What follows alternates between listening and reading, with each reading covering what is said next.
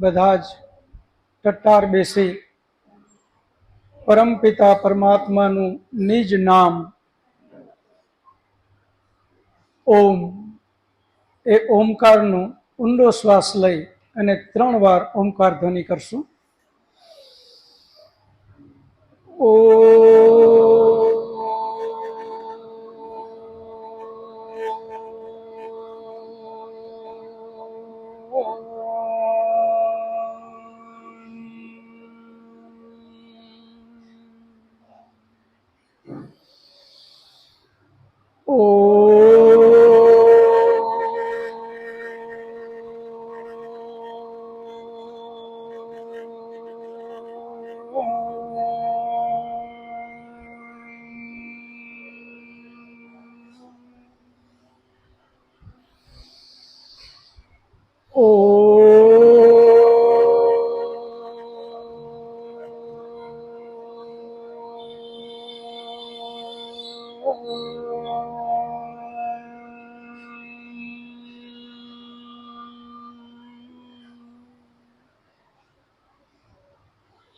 ઓમ વિશ્વાનિ દેવ સવિતર્દુરિતાનિ પરાશુવ યત ભદ્રમ તન્ન આસુવ. હે પરમ કૃપાળુ પરમાત્મા, તું મારી અંદર રહેલા દુર્ગુણ દુર્વસન એને મારાથી કોસો દૂર કરી દે અને જેનાથી મારું કલ્યાણ થાય, જેનાથી મારી આત્મિક ઉન્નતિ થાય એવા સદ્ગુણોથી તું મને ભરી દે. આજે તારીખ 29/9/2024 રવિવાર,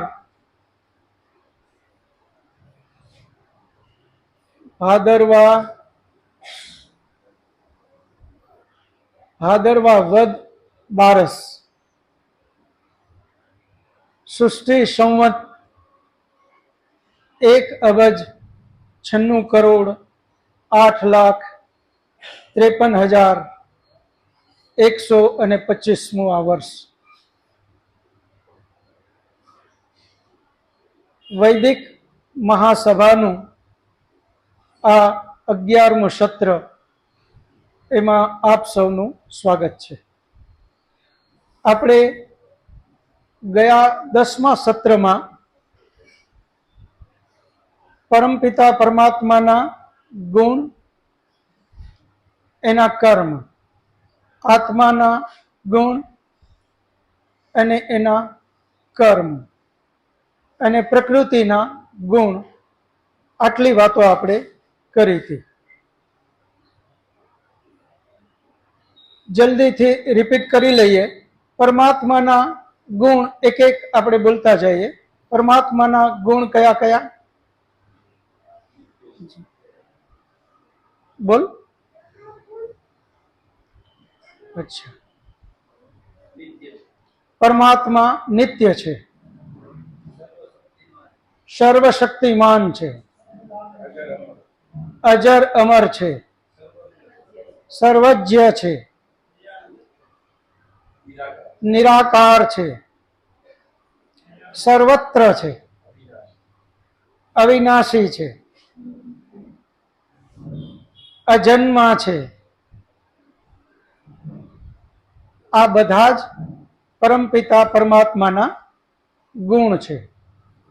એ જ રીતે આત્માના ગુણ એ પણ નિત્ય છે, અજન્મા છે, અવિનાશી છે. પરમાત્માના અમુક ગુણ અને આત્માના અમુક ગુણ એ મળે છે, યાની એક સરખા છે. જ્યારે અમુક ગુણ ભિન્ન છે, જેમ કે અલ્પજ્ય છે, એકદેશી છે, અલ્પ શક્તિ વાળો છે,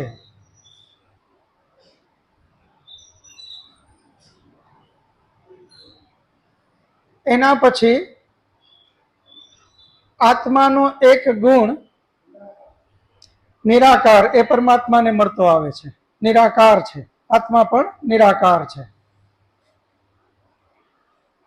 એમ એનો એક ગુણ છે જ્ઞાન લેવું, જેને આપણે સ્વભાવ પણ કહી શકાય.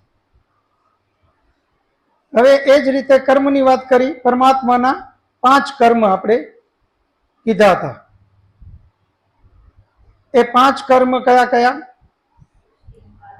સૃષ્ટિની રચના કરવી, સૃષ્ટિનું પાલન કરવું અને સૃષ્ટિનો વિનાશ, પ્રલય કરવો. તો આપણે 3 કામ તો એકદમ સહેલાઈથી યાદ રહી જાય. સૃષ્ટિનું ઉત્પત્તિ, પાલન અને પ્રલય, આ 3 કામ પરમાત્માના. એમ પણ આપણે વિચારી શકાય કે મનુષ્ય દ્વારા જે કાર્ય ન થાય યાદ રાખવા માટે, તો એ પરમાત્મા જ કરી શકે. હા, બાકી જે મનુષ્ય તો એક ટાઈપનો એક જાતનું પ્રાણી છે કે એનાથી થાય એ નથી કરતો, તો એમાં આપણે પરમાત્માને નહીં લઈએ. પરંતુ જ્યાં સર્વશક્તિમાનની વાત આવે છે, એવા જે કાર્ય, સૃષ્ટિની રચના કરવી, સૃષ્ટિનું પાલન કરવું અને સૃષ્ટિનો વિનાશ કરવો, પ્રલય કરવો, આ છે પરમાત્માના 5 કામ. 3 કામ. હવે ચોથું કામ યાદ રાખવા માટે કર્મમાં થોડું બોલશું. વેદનું જ્ઞાન આપવું. કારણ કે જ્ઞાન આપે વેદનું, પછી કર્મમાં એને સ્વતંત્ર બનાવે ને. નહીતર જીવાત્મા પાછો બહુ ચાલાક છે. જ્ઞાન આપ્યા વગર એને એમ કે કર્મ કરવામાં તો સ્વતંત્ર છો, તો ભાવે એવા કર્મ મંડે કરવા. અને પરમાત્માને એમ કે ભાઈ તમે કર્મ કરવામાં મને સ્વતંત્ર કર્યો એટલે મેં કર્યા. પણ એની પહેલા પરમાત્માએ વેદનું જ્ઞાન આપ્યું. એ વેદની અંદરમાં તમામ પ્રકારનું જ્ઞાન આપી દીધું. મનુષ્ય માટે જેટલું ઉપયોગી છે એ બધું જ જીવન જીવવા માટે, પરમાત્માને કઈ રીતે યાદ કરવો, મુક્તિ કઈ રીતે, મોક્ષ સુધી કેમ પહોંચવું. મુકેશ, ખુરશીઓ ત્યાં છે જ, હજી લઈ લેજો. તો પરમાત્મા એ બધું જ જ્ઞાન આપી અને પછી 5મું કાર્ય પરમાત્માનું છે જીવાત્માને એના કર્મ પ્રમાણે ફળ આપવું. આ 5 કાર્ય છે એ પરમાત્માના છે. તો પહેલા પરમાત્માના ગુણ, પછી એના કર્મ, અને હવે પરમાત્માનો સ્વભાવ. તો પરમાત્માનો સ્વભાવ શું છે? દયાળુ. પછી આનંદ સ્વરૂપ, ન્યાયકારી,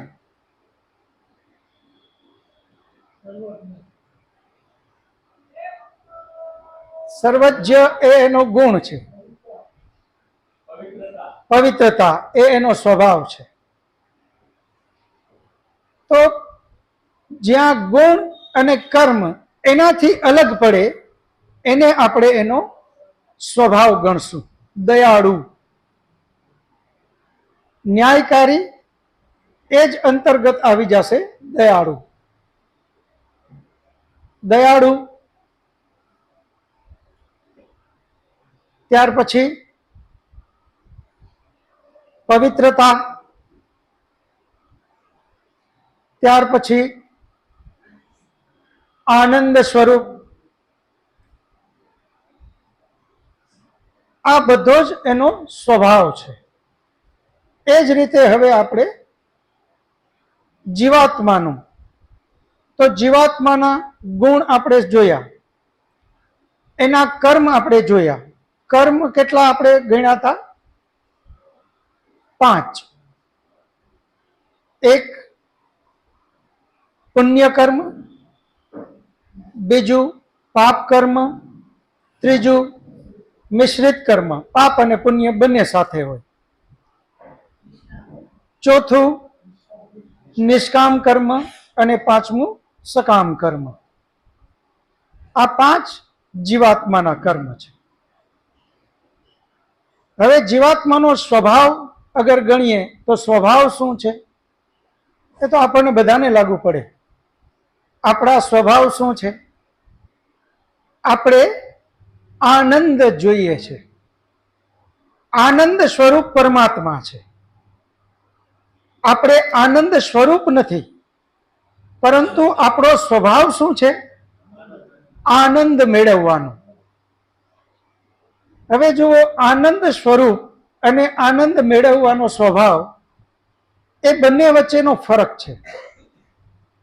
પરમાત્માએ આનંદ મેળવવા માટે કાંઈ મહેનત યા તો કોઈ ઈચ્છા કરવાની જરૂર નથી, એને પ્રયત્ન કરવાની જરૂર નથી, કારણ કે એ આનંદ સ્વરૂપ છે. જ્યારે જીવાત્મા આનંદ સ્વરૂપ નથી એટલે તો દુઃખી થાય છે ને.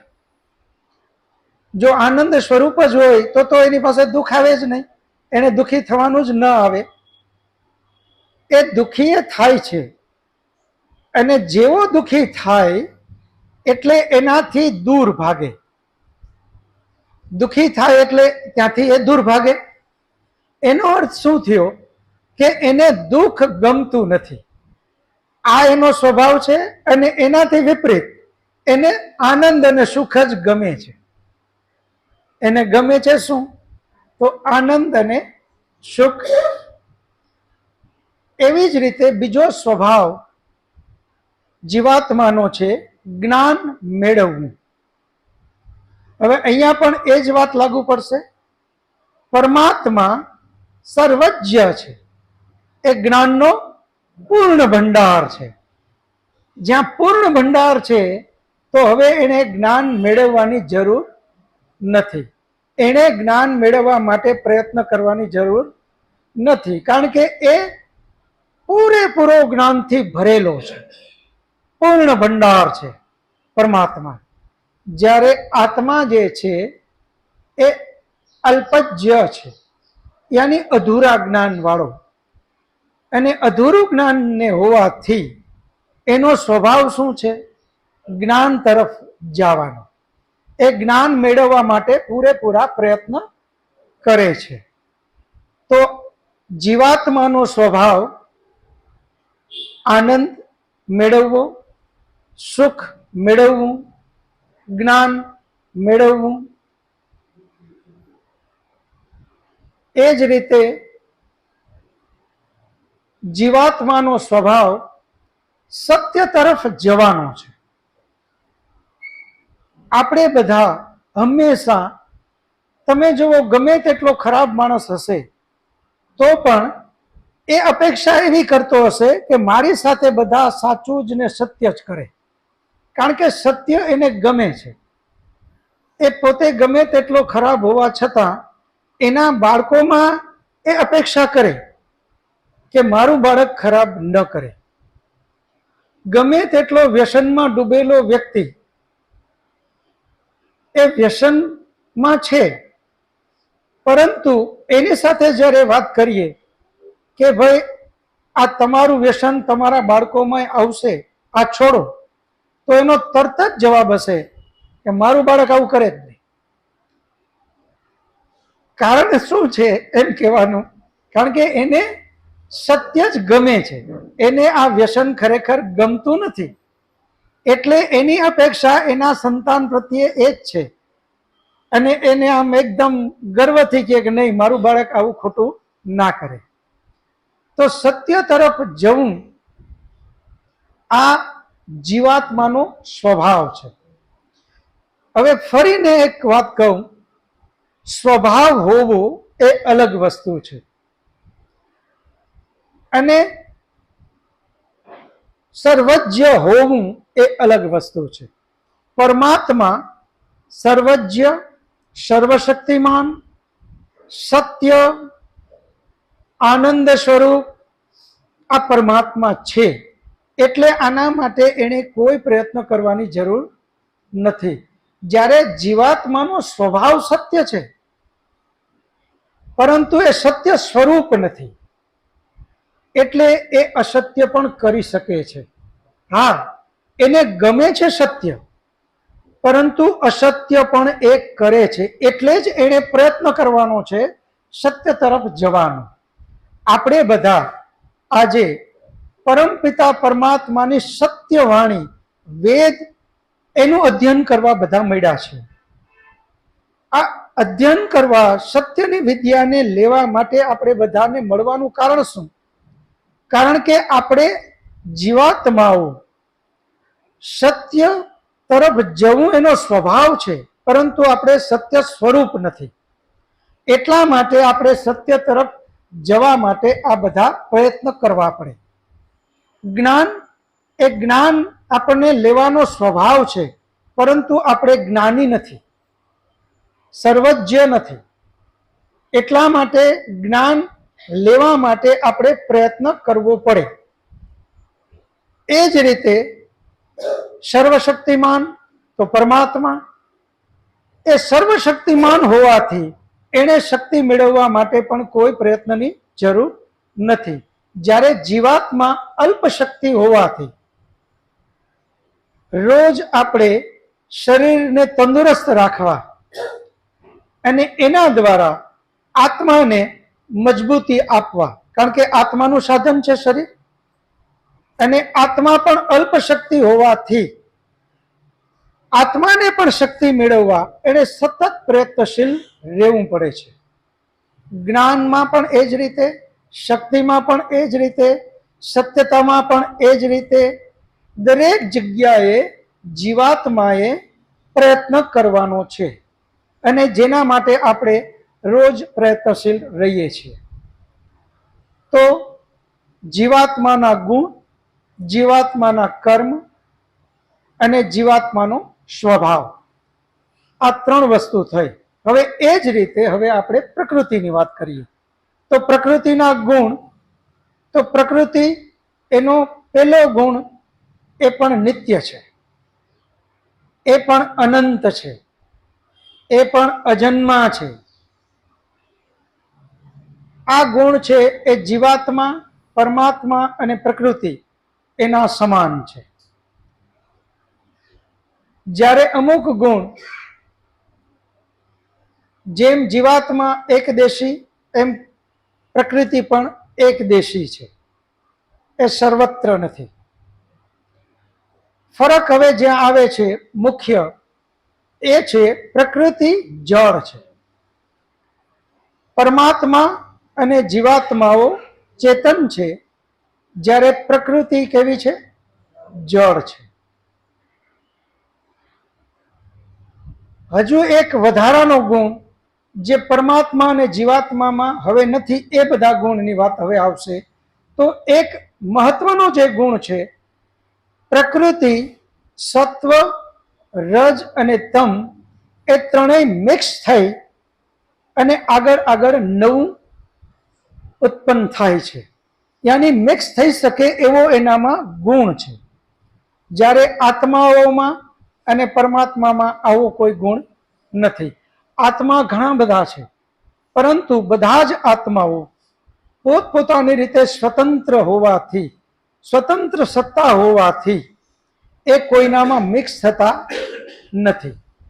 જ્યારે પ્રકૃતિ એનો ગુણ જ એવો છે કે એને આપણે મિક્સ કરી શકાય, અને એટલે જ સાંખ્ય દર્શનનું સૂત્ર સત્વ રજસ તમસામ સામ્યાવસ્થા પ્રકૃતિ, યાની એને મિક્સ કર્યું અને એમાંથી પ્રકૃતિ બનાવી.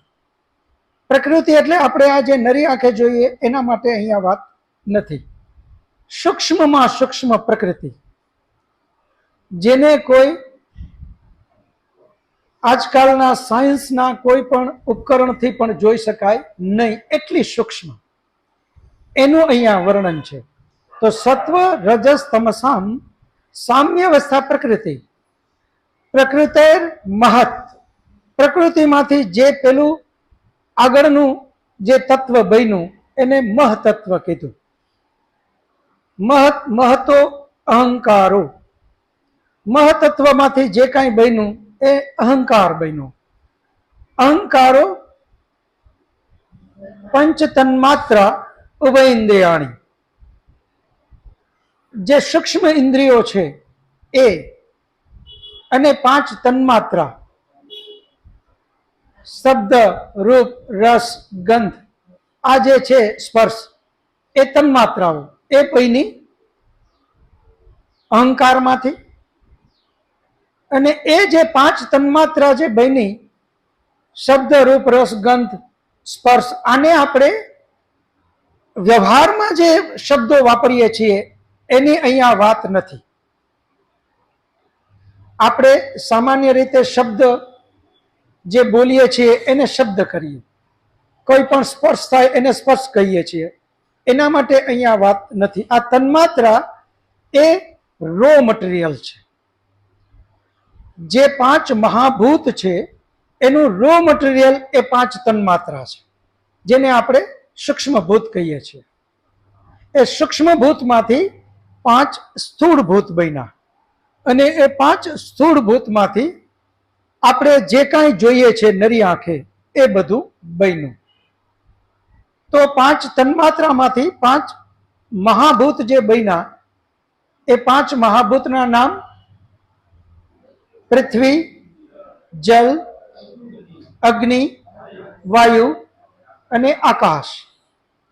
અહીંયા પણ ખાસ ફરીને એકવાર કહી દઉં કે આ પાંચ મહાભૂત જે નામ બોલીએ છીએ એમાં પૃથ્વી એક શબ્દ છે. તો આપણે જે પૃથ્વી ઉપર રહીએ છીએ એના માટે આ પૃથ્વી શબ્દ નથી. આ પૃથ્વી બનાવી એ પાંચ મહાભૂત રો મટીરિયલ એ પૃથ્વી અહીંયા છે. તો પાંચ મહાભૂત પૃથ્વી, જલ, અગ્નિ, વાયુ અને આકાશ, જેના માટે આપણે શબ્દ વાપરીએ એમાં એ મહાભૂતનું વધારે ઉપયોગ હોવાથી આ પૃથ્વી બની પાંચે પાંચ મહાભૂતમાંથી એમાં ઉપયોગ પૃથ્વીનો વધારે છે, એટલે આપણે આને પૃથ્વી કહીએ. જલ, તો જલની અંદરમાં પણ પાંચ મહાભૂતમાંનું જલ, એનો ઉપયોગ વધારે, બાકી તો એ પાંચે પાંચ મહાભૂત એની અંદર છે જ. જેમ કે એક ઉદાહરણ, પેટ્રોલ. તો પેટ્રોલ શું છે? જલ. પરંતુ જેવો અગ્નિ બાજુમાં આવે એટલે શું થશે? એમાં બ્લાસ્ટ. તો પેટ્રોલની અંદરમાં પણ અગ્નિ તો છે જ. એમ એ જલ આપણે દેખાય છે, પરંતુ એ પાંચે પાંચ મહાભૂતમાંથી બનેલું છે. તો એ પાંચ મહાભૂત આ રીતે. તો ફરી પાછો આજે આને રિપીટ એટલે કર્યું કે આજે નવા લોકો ઘણા આવ્યા છે. હવે આ એમના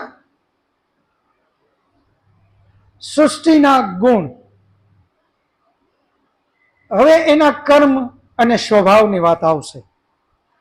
તો સૃષ્ટિનો જે એક ગુણ એ જળ હોવાથી બાકીના બે જે વાત છે એ જે પરમાત્માને અને જીવાત્માને લાગુ પડી એવી વાત એમાં લાગુ પડશે નહીં, કારણ કે એ તો જળ છે. હા, સમજવા માટે આપણે જેમ કે અગ્નિ જળ હોવા છતાં એનો ગુણ શું? તો કે ઉષ્ણતા, ગરમી, એમ આપણે સમજી શકશું. તો એ રીતે પ્રકૃતિના ગુણ પછી એનું કર્મ. તો કર્મ એનું શું? તો એ મિક્સ થઈ, જે એનો ગુણ છે મિક્સ થવાનો, એમાંથી એ નવું કંઈક બની, એને એનું કર્મ આપણે સમજીએ. ખરેખર એ પોતે કર્મ કરતું નથી, કારણ કે જળ છે. એટલે એનો આપણે ઓમ જોઈએ તો કર્મ એ રીતે પણ આપણે ગણી શકાય કે પ્રકૃતિ જે છે એ ચેતન માટેનું સાધન છે. એ શું છે? ચેતન એનો જેમ ઉપયોગ કરે એ રીતે એનો ઉપયોગ કરી શકે. તો એનું કર્મ આપણે એમ કહી શકાય કે પ્રકૃતિ જે છે એ ચેતન માટેનું ઉપભોગનું સાધન છે. આ એનું કર્મ આપણે ગણી શકીએ. હવે એનો સ્વભાવ શું? તો એનો સ્વભાવ આ બે હવે સમજવા જેવી વાત આવશે. એનો સ્વભાવ ચેતન જે રીતે એનો ઉપયોગ કરે, પછી કોઈ પણ ચેતન એનો એ રીતે ઉપયોગ કરી શકે, સારા માટે, ખરાબ માટે. કારણ કે જળ હોવાથી એનો પોતાનો કોઈ વિચાર નથી, પોતાની કોઈ ઈચ્છા નથી, પોતાનો કોઈ પ્રયત્ન નથી. એટલે એનો સ્વભાવ આપણે એવો ગણી શકાય કે એ ચેતન જેમ કરાવે એમ એ કરે, આ એનો સ્વભાવ. બાકી પોતાનો તો જળ હોવાથી વ્યક્તિગત સ્વભાવ કઈ છે નહીં. હવે આ ત્રણને આપણે સમજવા માટે એક પ્રકૃતિનું જગત, એક જીવાત્માનું જગત અને એક પરમાત્માનું જગત, આ ત્રણ જગત આપણા વિદ્વાનોએ અલગ અલગ કર્યા. એમાં પહેલું આપણે પ્રકૃતિનું જગત લઈએ. તો પ્રકૃતિના જગતને એણે એમ સમજાવ્યું કે પ્રકૃતિના જગતમાં એકદમ સીધો હિસાબ છે. જ્યાંથી કંઈ લઈએ અને જ્યાં કંઈ મૂકીએ, જ્યાંથી લીધું ત્યાંથી ઓછું થાય અને જ્યાં દીધું ત્યાં વધારે થાય. આ પ્રકૃતિનું જગત છે. જ્યાંથી લીધું, જેમ કે એક વ્યક્તિ પાસે 100 રૂપિયા છે, એ 100 રૂપિયામાંથી 10 રૂપિયા કોઈએ લીધા એટલે 100 રૂપિયા એની પાસે ઓછા થયા, અને જેમણે 10 રૂપિયા લીધા એની પાસે 10 રૂપિયાનો ઉમેરો થયો. આ થયું પ્રકૃતિનું જગત. પ્રકૃતિનું જગત સમજવા માટે બહુ સહેલું છે. જેમ કે અગ્નિ, અગ્નિનું કામ છે દજાડવાનું. તો હવે ત્યાં કોઈએ સંદેહ કરવાની જરૂર નથી, કારણ કે પ્રકૃતિનું જગત છે એનું ફિક્સ જ કાર્ય છે. એની બાજુમાં કોઈ જાય એટલે દજાડે દજાડે અને દજાડે છે. એમાં ક્યાંય ફેરફાર ના થઈ જાય. પ્રકૃતિ એની રીતે કાંઈ પોતાનું બદલી ના નાખે કે આ દુર્જન છે યા સજ્જન છે યા આમ છે યા એવું કંઈ જ ન થાય. એનું જે જગત છે એ ફિક્સ છે. એ જ રીતે પ્રકૃતિના જગતની અંદરમાં તમે કાંઈ પણ વિચારો તો એ બધું જ ફિક્સ છે, જ્યાં ક્યાંય બદલાવ નથી. એટલે કે એની સાથે આપણે વ્યવહાર કરવો છે પ્રકૃતિ સાથે, તો આપણને ખ્યાલ જ હોય. ઇલેક્ટ્રિક કરંટ તારમાં જાય છે, આપણને ખ્યાલ છે કે આની અંદરમાંથી ઇલેક્ટ્રિક કરંટ જાય છે. એ દેખાતો નથી, પરંતુ ફિક્સ જ છે. હવે એના માટે કોઈ ટ્રાય કરવાની જરૂર નથી કે હાલો ભાઈ તારને પકડો, ખબર પડે કે શું કરે, એ પાવર છે કે નથી. આવો પ્રયત્ન કરવા જાય તો થાય શું? જે એના સ્વભાવ પ્રમાણે એ જે રિએક્શન આપવાનું છે એ જ રિએક્શન આપે. કાં તો આપણે ઓછા આયડા હોય તો ભાગ્યશાળી હોય તો બચી જાય, નહીતર જય શ્રી કૃષ્ણ થઈ જાય. કારણ કે એ પ્રકૃતિ છે. પ્રકૃતિ કોઈ દિવસ એને સામે જ્યાં વ્યવહાર કરવો છે એ ફિક્સ છે. એના વ્યવહારમાં ક્યાંય ફરક નથી. હવે આવે છે જીવાત્મા.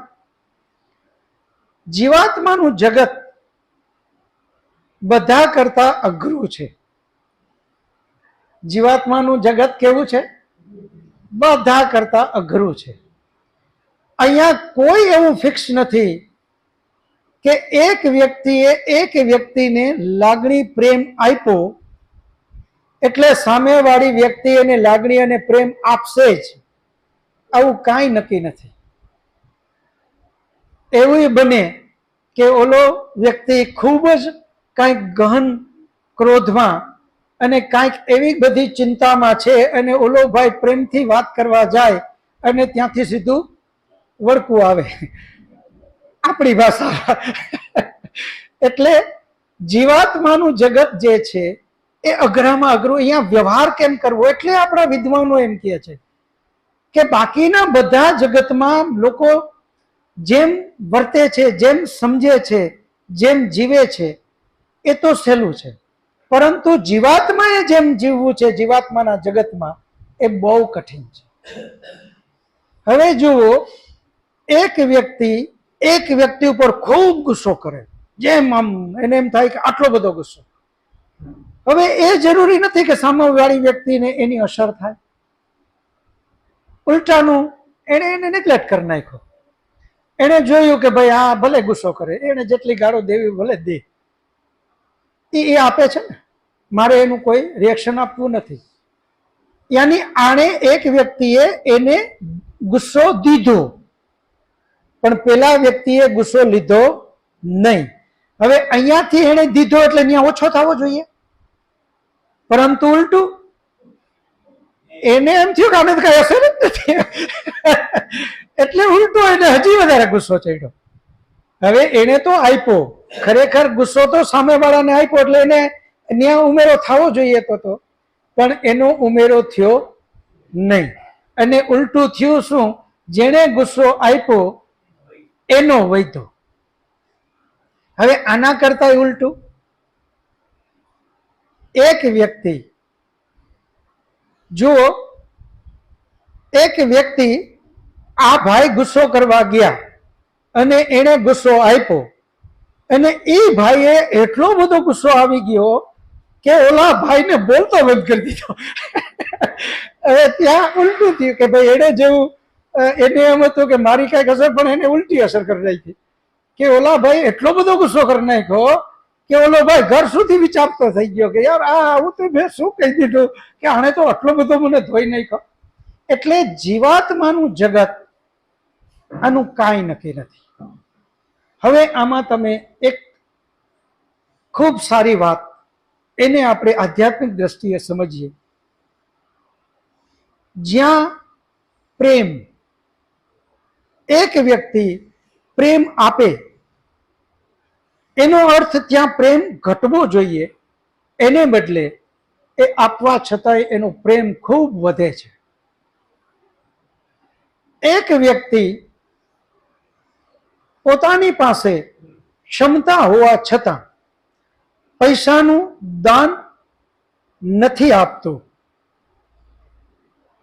પૈસો હોવા છતાં દાન ન આપે, પૈસા એના ઘટ્યા નહીં, તો એ સુખી અને આનંદિત થવો જોઈએ, પરંતુ આનંદ એને મળતો નથી. અંદરથી એને એમ થાય કે ઓહો હો, આટલો પૈસો મારી પાસે હોવા છતાં મારો આ અંગત મિત્ર જેને આજે જરૂર હોવાથી અહીંયા મારી પાસે આવ્યો અને મેં એને ન આપ્યો, એ દુઃખી થશે.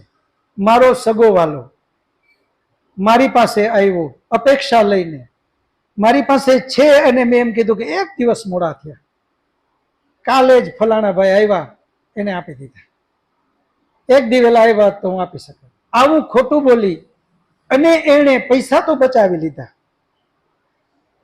તો પૈસા બચવાથી એ સુખી થવો જોઈએ, આનંદિત થવો જોઈએ, પરંતુ ઉલટું છે, એ દુઃખી થાય. એની સામે એની પાસે એનો જ ભાઈ, એને જ નજીકના સગા યા નજીકનો મિત્ર આવે અને એ કહે કે ભાઈ મને આ જરૂર છે, અને હવે એની પાસે ન હોવા છતાં એને ખબર જ છે કે મારે આની જરૂર છે, પરંતુ એણે એવું વિચાર્યું કે મારા કરતાં પણ મારા ભાઈને વધારે જરૂર છે, એણે એને આપી દીધું. આ જીવાત્માનું જગત. જો તમે આપ્યા પછી એ આનંદ, શાંતિ અને સંતોષ ભોગવે છે. તો જીવાત્માના જગતને બરાબર સમજજો. વેદનો મંત્ર ઈશાવાસ્યમ ઇદમ સર્વમ યત ક્વિંચ જગત્યામ જગત. જગત શબ્દ જ જગત્યામ ઉપરથી આવ્યો, જેને ગતિશીલ છે. એ ગતિશીલ શબ્દ ઉપરથી જ આ જગતનું નામ જગત પડ્યું, કે આ જગત એ ગતિશીલ છે. હે મનુષ્ય, તો ક્યારેય એવું ન માની બેસતો કે હું તો અહીંયા નિત્ય છું. નહીં. તો પણ હમણાં જ જન્મો, તારી એક ઉંમર છે, એ ઉંમર ભોગવીને તારે જવાનું જ છે. તારી પાસે જે કાંઈ ક્ષમતાઓ છે એ તું નહોતો ત્યારે હતી, આજે પણ છે, અને તું વયા જાય પછી પણ આ બધો જ વૈભવ આમ જ રહેવાનો છે. હે મનુષ્ય, એવા સત્કર્મ કરી લે, કારણ કે આ ગતિશીલ જગત છે. આવા સત્કર્મ કરી દે કે તારું આયુષ્ય તું ધારે એટલું લાંબુ કરી શકે.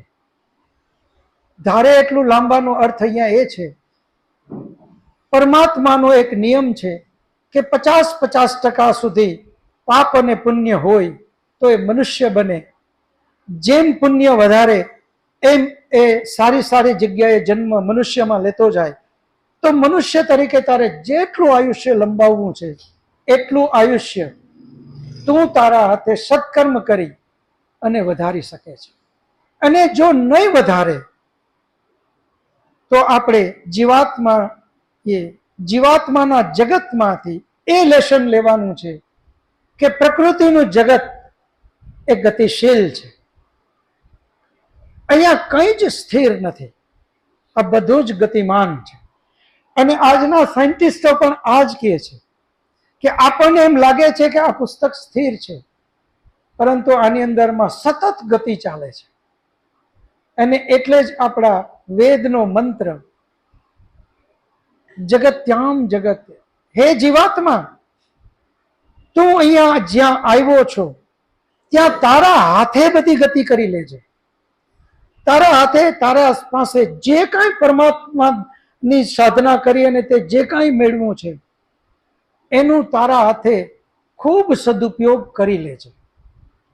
તારી પાસે સમય આપવાની વ્યવસ્થા છે, સત્કર્મની અંદરમાં સમય આપ.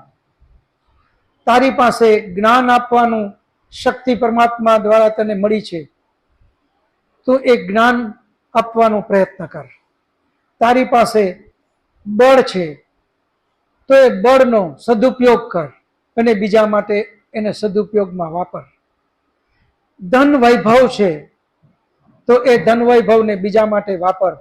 અને જો નહીં વાપર તો પરમાત્મા કહે છે કે આ ગતિમાન છે, તો આ એની રીતે ગતિ કરશે. અને છેલ્લે ધન વૈભવ તારી પાસે, તો એમ માને કે ના ના મારી પાસે જ રહ્યું, મારી પાસે જ રહ્યું, મારી પાસે તો ગયું જ નથી. તારે ગતિ કરવી પડશે. એક દિવસ તો એવો આવશે કે કાં તો ધન તને છોડીને જશે, કાં તારે ધનને છોડીને જવું પડશે. ગતિમાન રહેવા સિવાય અહીંયા કોઈ વિકલ્પ નથી. તો જીવાત્માનું જગત અને પ્રકૃતિનું જગત, જીવાત્માએ એમ સમજવાનું છે કે મારે કઈ રીતે આમાં વર્તવું, મારે કઈ રીતે મારા જગતની અંદરમાં સત્કર્મ કરીને જીવવું. અને હવે વાત આવે છે પરમાત્માના જગતની. એ વિષય ઘણો લાંબો છે. આજે 10:35 જેવું થઈ ગયું. તો હવે કોઈને પ્રશ્ન હોય તો બધા હાથ ઊંચો કરે.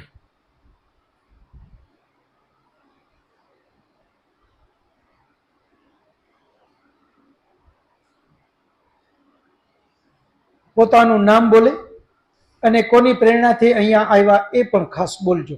ભરતભાઈ કોરેચા. ગોવિંદભાઈ સાવલિયાની પ્રેરણાથી હું ત્યાં ઊંચો ચડું છું. બહુ સરસ. આત્મા એકદેશી છે, જીવાત્મા એકદેશી છે. પિતૃકર્મ વખતે આત્મા અને બીજું માતૃ જ્યારે ગર્ભધારણ કરે છે ત્યારે એકદેશી આત્મા નથી રહેતા એવું બને ખરું? બહુ સરસ. ભરતભાઈ માટે તાળીઓ પાડીએ. ભરતભાઈનો પ્રશ્ન છે, આત્મા એક દેશી છે તો આપણે જે પિતૃ કાર્ય કરીએ છીએ તો એવે વખતે, આખો પ્રશ્ન હું જે સમજો એમની ભાવના એના ઉપરથી એ પ્રશ્નને જ હું કહી દઉં કે આખો પ્રશ્ન પિતૃ કાર્ય કરીએ ત્યારે આપણે શું ઈચ્છા કરીને કરીએ છીએ પિતૃ કાર્ય? કે જે આપણા બાપ દાદાઓ વડીલો જે આપણાથી દેહાવસાન પામી અને જે આગળની યાત્રામાં વયા ગયા એમના આત્માને મોક્ષ મળે, યાની મુક્તિ મળે, એટલા માટે આપણે પિતૃ કાર્ય કરીએ છીએ. તો એ પિતૃ કાર્ય કરતી વખતે એ આત્મા આવે અથવા તો એને મુક્તિ મળે, આ જ પ્રશ્ન છે ને, બરાબર ને? બસ. તો હવે આપણે આત્માના ગુણને સમજ્યા, એને જરા ચિંતન કરીએ. આવી જ્યારે પણ આ પ્રશ્ન બહુ પાયાના છે. આ ભરતભાઈએ પ્રશ્ન કર્યો એ આપણો બધાનો સામૂહિક પ્રશ્ન છે. આવી જ્યારે જ્યારે વાત આપણે સંસારમાં છીએ ત્યાં આ બધી વાતો આવશે.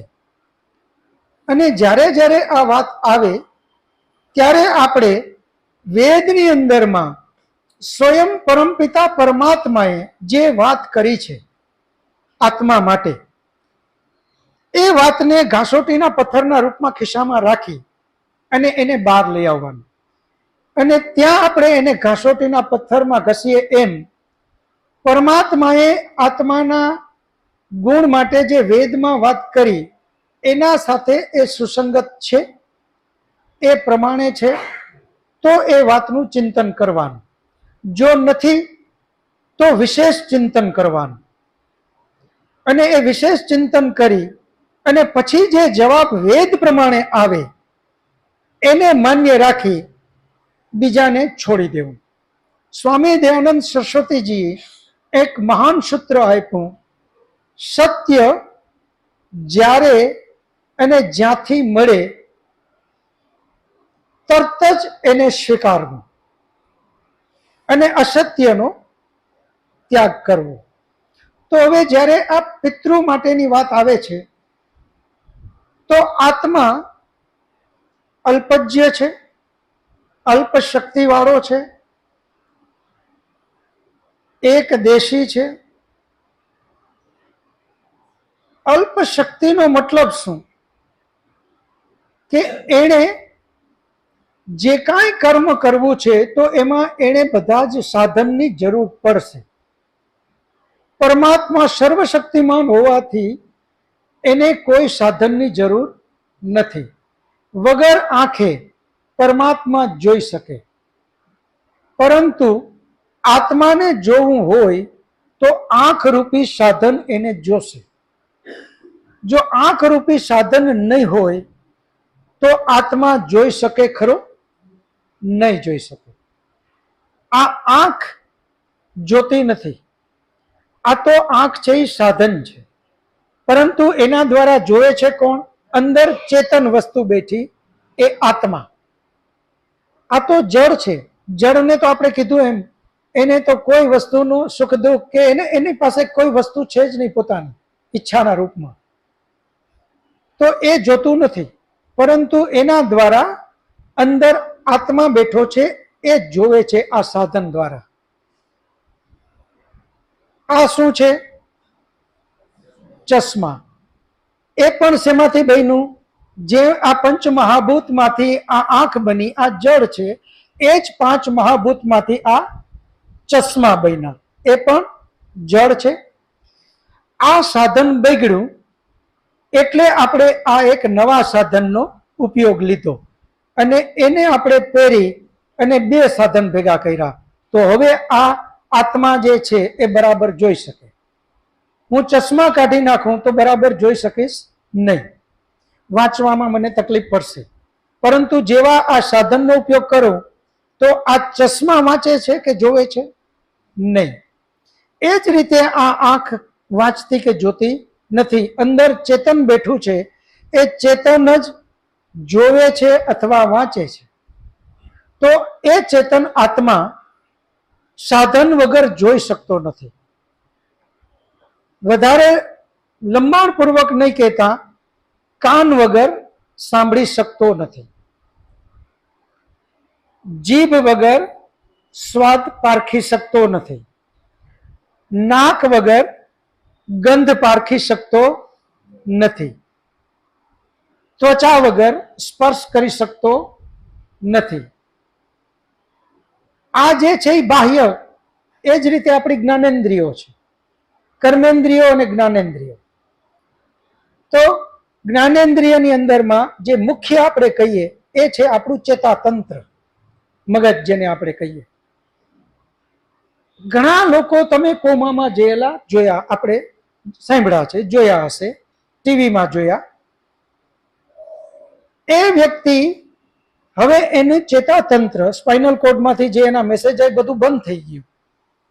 બાકીના ફંક્શન એના બરાબર કામ કરે છે. હાર્ટ એ બરાબર કામ કરે છે, ફેફસા બરાબર કામ કરે છે, એટલે શ્વાસ એ લે છે, એનું હાર્ટ પમ્પિંગ બરાબર કરે છે. તો એ બધું કાર્ય એ બરાબર કરે છે, પણ એનું મગજ, એની ચેતાતંત્ર ખરાબ થઈ જવાથી એ કોમામાં વયો ગયો. હવે એ કોઈને ઓળખી શકતો નથી, સાંભળી શકતો નથી, જોઈ શકતો નથી. એના પત્ની એની બાજુમાં જાય અને કહે તો પણ એ ઓળખી શકતો નથી. માતા પિતા, ભાઈ બહેન, મિત્રો સર્કલ, કોઈ પણ એની બાજુમાં જઈ અને એને બોલાવે એ જવાબ આપતો નથી. અંદર આત્મા બેઠો છે કે નથી બેઠો? બેઠો છે. હવે અહીંયા ચિંતન એ કરવાનું છે મુખ્ય, કે આત્મા અલ્પજ્ય, અલ્પ શક્તિમાન હોવાથી અહીંયા અંદર બેઠો હોવા છતાં એનું સાધન બગડી જાય તો એને ખબર જ નથી કે હું ક્યાં છું. મારો ભાઈ કોણ, મારી બેન કોણ, મારી પત્ની કોણ, મારા માતા પિતા કોણ, મારા મિત્ર કોણ, કાંઈ જ ખબર નથી. હવે તમે વિચાર કરો કે જ્યારે આત્મા આ શરીરમાંથી જાય ત્યારે આવું કોઈ સાધન સાથે લઈ જાય છે? નહીં. આ બધું જ અહીંયા છૂટી જાય છે.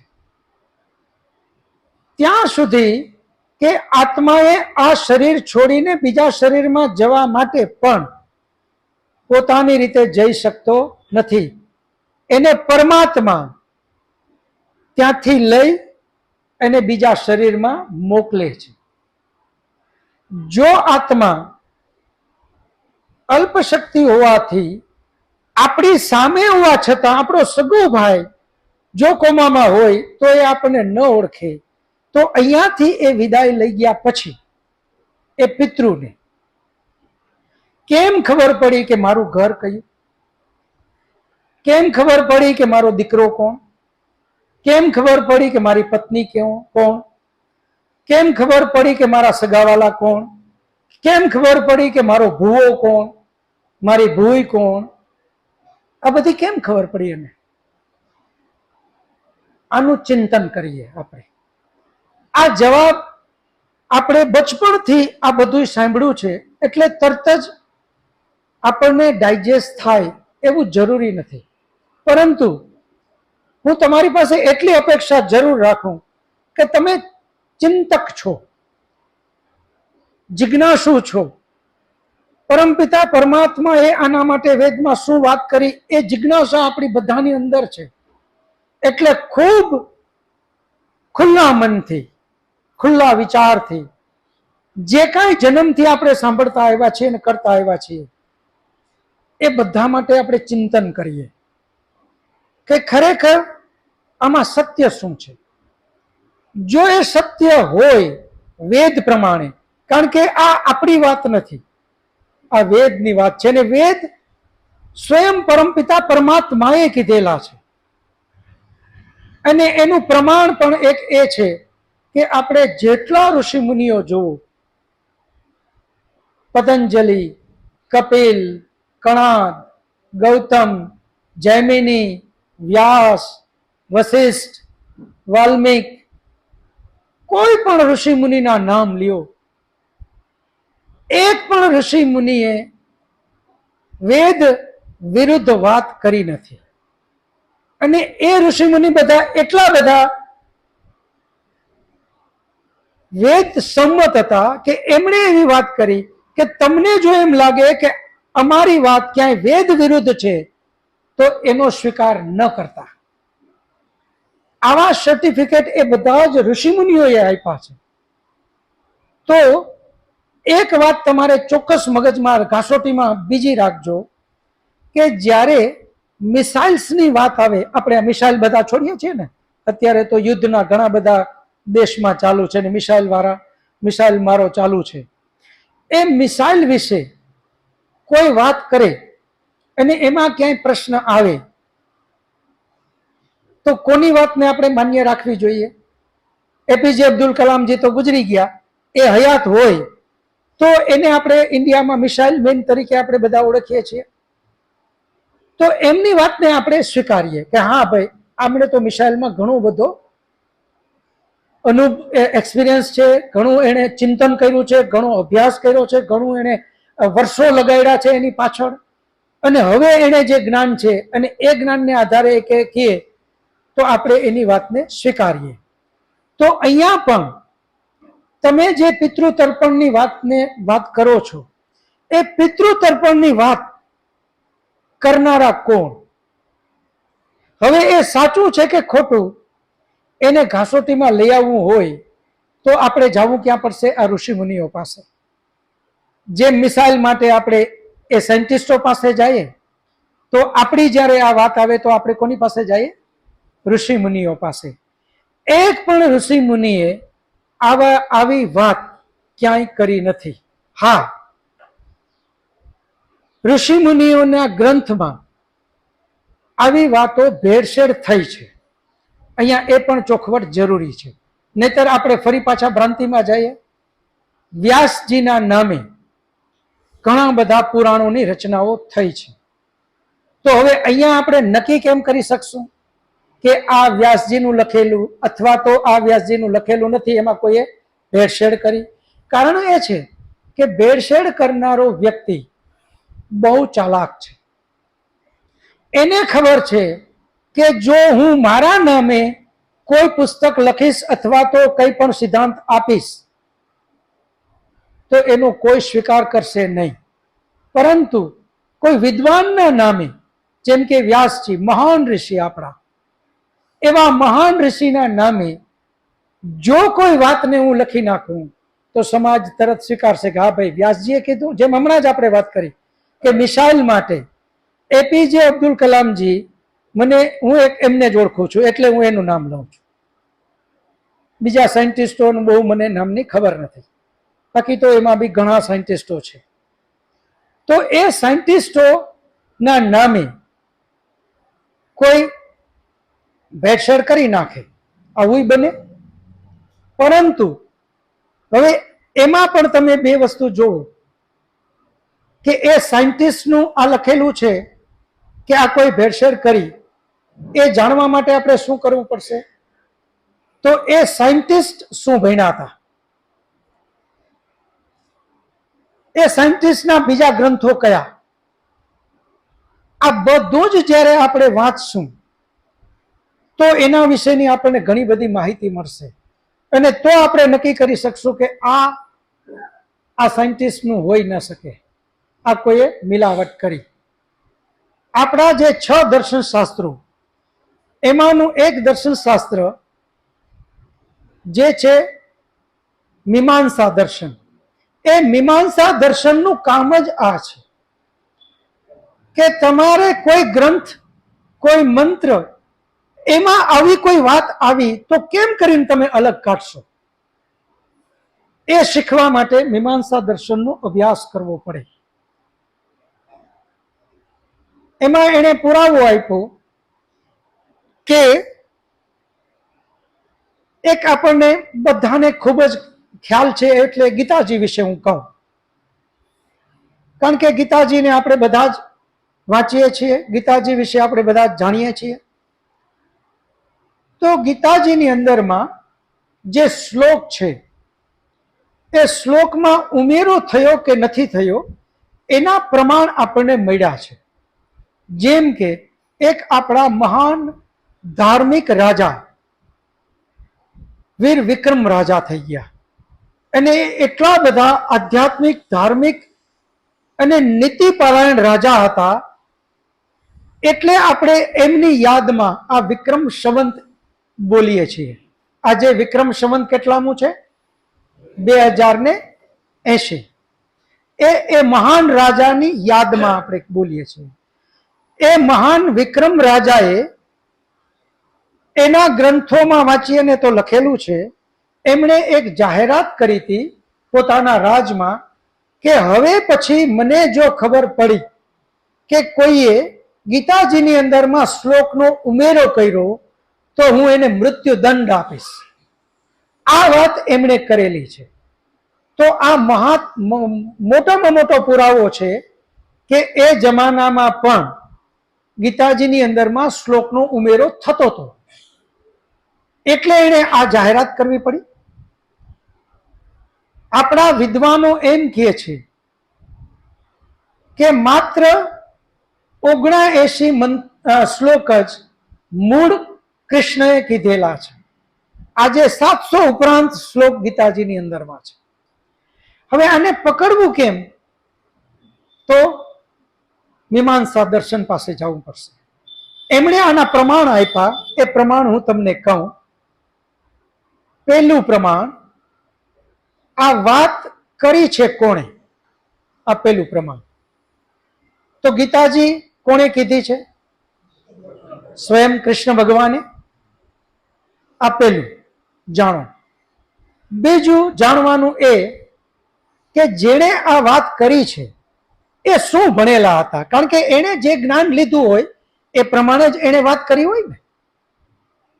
જે શાસ્ત્રો જે ભણ્યા છે, જ્ઞાન લીધું છે, એવી એ વાત કરે. તો કૃષ્ણ ભગવાન સાંદીપની આશ્રમમાં શું ભણવા ગયા હતા? વેદ. તો એણે વેદની જ વાત કરી હોય. આ બીજી વાત. હવે ત્રીજું, એણે કયા સંજોગોમાં આ વાત કરી? તો સંજોગ શું હતો? કુરુક્ષેત્રનું યુદ્ધનું મેદાન. એમાં અર્જુને એમ કીધું કે હે વસુદેવ, મારે આ રાજ જોતું નથી. શું કામે? તો કે હું જેની ગોદીમાં મોટો થયો એવા પિતામહ ભીષ્મ, જેની પાસે હું વિદ્યા શીખો ગુરુ દ્રોણ, ટૂંકમાં મારા જેટલા વડીલો, મારા ભાઈઓ, મારા ભાંડુઓ, મારા સગાવાલા, આ તમામને મારું, અને એવું મારે રાજ જોતું નથી. એમ કરીને એને હથિયાર મૂકી દીધા. કુરુક્ષેત્રના યુદ્ધનું મેદાન છે. એક જે લડવૈયો જેના થકી જીતી શકાય એમ છે, એને હથિયાર મૂકી દીધા. આ સંજોગ છે. એવા સંજોગોમાં હવે આ જ્ઞાન આપવાની વાત છે. તો હવે આ તમે જુઓ સ્ટેપ. પહેલું કૃષ્ણ ભગવાને કીધું એ ફાઇનલ છે. બીજું એ વેદ ભણ્યા એ ફાઇનલ છે. ત્રીજું કૃષ્ણએ હથિયાર છોડી દીધું, એને હથિયાર ઉપડાવવું છે. તો હવે અહીંયા આપણે એક કલ્પના કરી શકશો, તમે બધા જ એક અનુમાન કરી શકશો કે ત્યારે કૃષ્ણએ શું વાત કરી હોય. ત્યારે ફક્ત એવી જ વાત આવી હોય કે હે અર્જુન, કાયર ન થા. તું જેને પિતામહ ગણે છે એ પિતામહ કોણ? જે સામે ઉભેલું શરીર એ પિતામહ છે કે એની અંદર રહેલો ચેતન આત્મા એ તારા પિતામહ છે? હે અર્જુન, જો શરીરને તું પિતામહ ગણતો હો તો શરીર તો જળ છે, એને તો એ મરેલું જ છે, એને મારી શકાય. અને હે અર્જુન, જો એની અંદર રહેલું ચેતન એને તું પિતામહ ગણતો હોય તો ચેતન તો અજર અમર છે, નિત્ય છે. ન એને કાપી શકાય, ન બાળી શકાય, ન ભીંજવી શકાય, ન મારી શકાય. એને તો તું કાંઈ કરી શકતો નથી. એ તો અજન્મા અજર અમર છે. હે અર્જુન, કાયર ન થા અને હથિયાર ઉપાડ, કારણ કે રાષ્ટ્ર અને ધર્મ સર્વોપરી છે. એ વેદ ભણ્યા હતા અને આ જ મંત્રો બધા એમાં આવે છે. એને લગતા જેટલા મંત્રો છે એ બધા જ કૃષ્ણએ કીધેલા. એના સિવાય જમવા ટાઈમે કયો શ્લોક બોલાય તો ત્યાં ચિંતન કરજો. યુદ્ધના મેદાનમાં હથિયાર ઉપડાવવા માટે શું આ વાત જરૂરી છે? તો એણે કીધી હશે? નથી. તો સમજવું કે આ કંઈક ચિંતન કરો. આનો અર્થ એ ન થાય કોઈ એવી ગલત ભ્રાંતિમાં ન વયા જાય. ગીતા જેવું મહાન ગ્રંથ આપણા ઘરમાં હોવો જોઈએ, એનું ચિંતન મનન થવું જ જોઈએ. ભારત દેશ એક જ એવો ભાગ્યશાળી છે કે જ્યાં કૃષ્ણ જેવું મહાન ચરિત્ર થયું છે અને ગીતાજી જેવો મહાન ગ્રંથ પણ એમના ઘર ઘરમાં છે.